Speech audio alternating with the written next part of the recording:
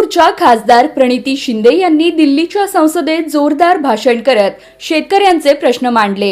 प्रणिती यांनी दिल्ली दरबारी थेट मराठीतून भाषण करत सर्वांचं लक्ष वेधलं।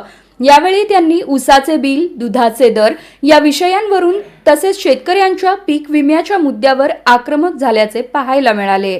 बघा काय म्हणाल्या प्रणिती शिंदे। सर, मैं आपका धन्यवाद करती हूँ। सर, महाराष्ट्राचा शेतकरी आज खूप अडचणीत आहे। महाराष्ट्रामध्ये पीकचरनी राजीनामा दिला, ॲग्रिकल्चर मिनिस्टरवर आरोप आहेत आणि आमचा शेतकरी हा त्रस्त आहे।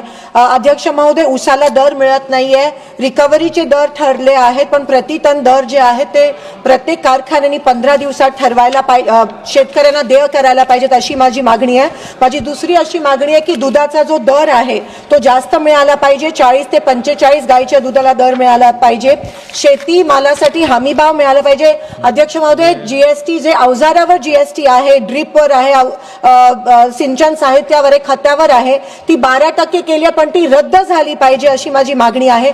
पीएम किसान योजनेची 2000 रुपये जे मिळतात 3 महिन्याला ते वाढवले गेले पाहिजे। आणि सर, बँकेकडून जो सिबिल स्कोर दिला जातो तो सिबिल स्कोर रद्द करून युवकांना जे शेतकरी आहेत त्यांना कर्ज दिला पाहिजे।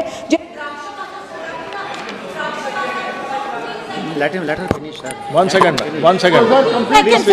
सर, जे द्राक्ष बागायतदार आहेत सोलापुरात त्यांना जास्त ग्रांट मिळाली पाहिजे आणि जे फळबागांचं सिंचन योजना जी आहे त्याची सबसिडी अजून सोलापूरला मिळाली नाहीये, ती सबसिडी आपण त्वरित देय करायची अशी माझी मागणी आहे। धन्यवाद।